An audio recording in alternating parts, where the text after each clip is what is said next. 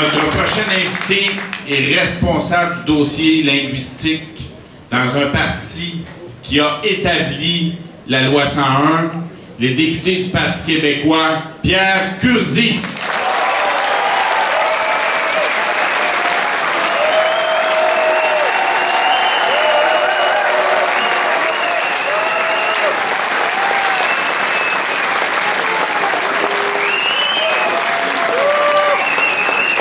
Permettez à un fils d'immigrant de venir vous parler de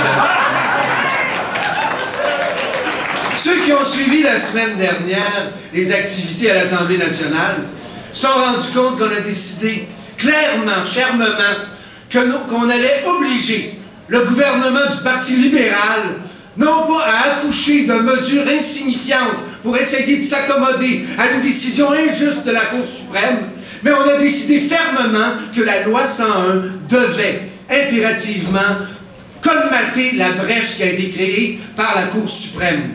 C'est une décision unanime, c'est une décision forte de l'ensemble du caucus. Et on a besoin, pour que cette décision-là soit établie, parce que pour la première fois de notre place d'opposition, on a l'occasion d'obliger le gouvernement à changer d'opinion. Et ça, c'est formidable. Ils ont donné 1 an et 1 jour, et ça doit être avant 1 an et 1 jour. Ils nous ont donné 1 an et 1 jour pour que tous ensemble, solidaires, on les oblige à dire que la loi 101 va définitivement colmater cette brèche. Et moi, quand je nous vois ce soir, quand je nous vois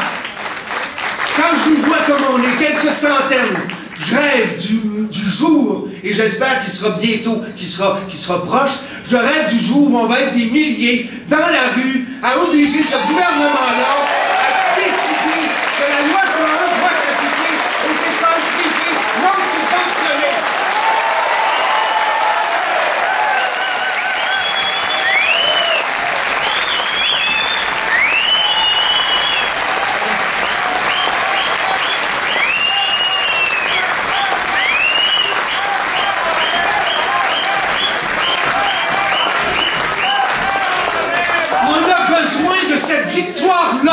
On a besoin de cette victoire-là maintenant.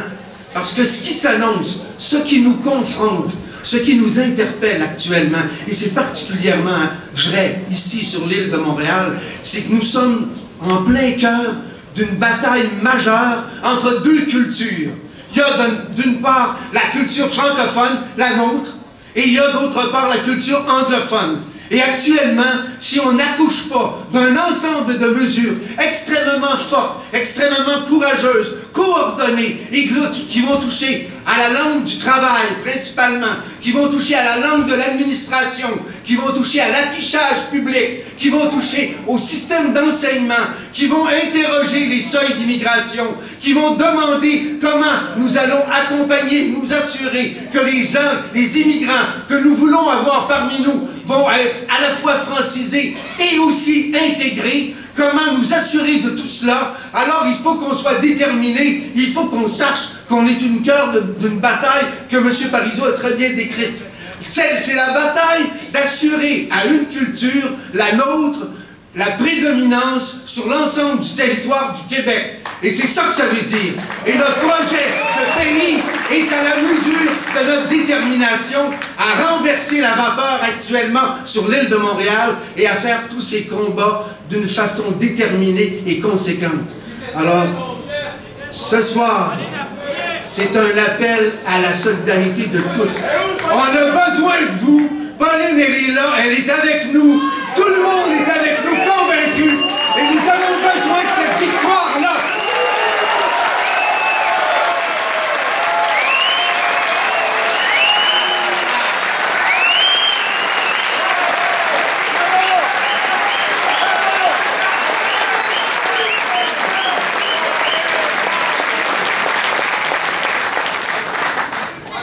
La loi 101 appliquée à la brèche.